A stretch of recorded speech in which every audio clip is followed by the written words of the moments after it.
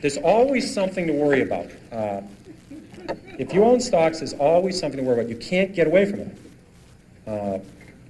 What happens in the 50s, people were worried about, the only reason we got out of the Depression was World War II. We got another recession in the early 50s. They said we're going to go right back into a depression.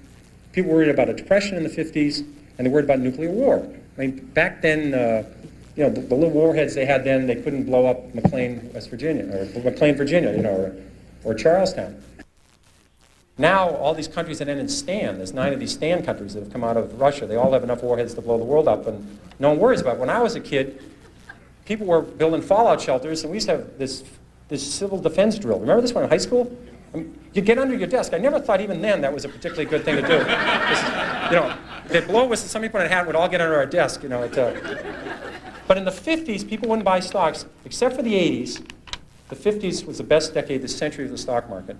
And people wouldn't buy stocks in the 50s because they're worried about nuclear war and they're worried about depression. Then people, remember when oil went from 4 to 40 and it was going to go to 100 and we're going to have a depression? Remember that one?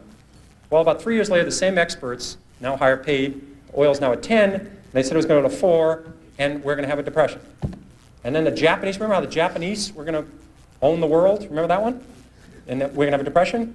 And then about 2 years later, we're all worried about Japan collapsing. I mean, this is the most absurd thing I've ever heard. There's a company with a 20% savings rate, incredible workforce, incredible productivity, and people are saying we're going to have a depression because Japan's going to collapse. And they had, you know, on their prayer list, they lowered Mother Teresa and crippled children, and they were praying for Japan at night. You know, it's unbelievable. I mean, the LDC debt. Remember the LDC debt? Remember that one? All these countries, all Chase had lent their net worth to Brazil, Chile, Peru, and all these other countries, and so and all the other countries. And LD said they were not going to pay it back, and we're going to have a depression. It always ends in we're going to have a depression. Or the Great Depression. We're going to have the Great Depression.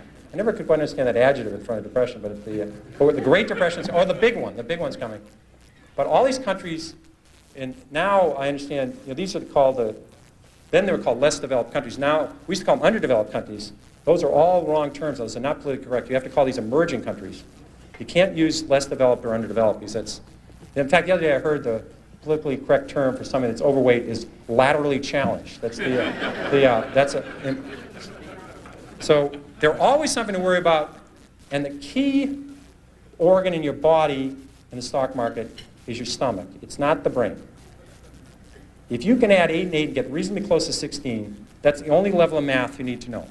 You don't need the area under the curve. Remember that quadratic equation and an integral calculus and the area under the curve. I mean, whoever cared what was under the damn curve? I mean, you know, but you had to study this. You don't need this in the stock market. So all you have to know is you're going to see, it's always going to be scary. There's going to be always something to worry about.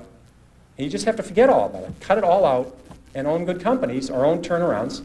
Study them and you'll do well. And that's all there is. And I've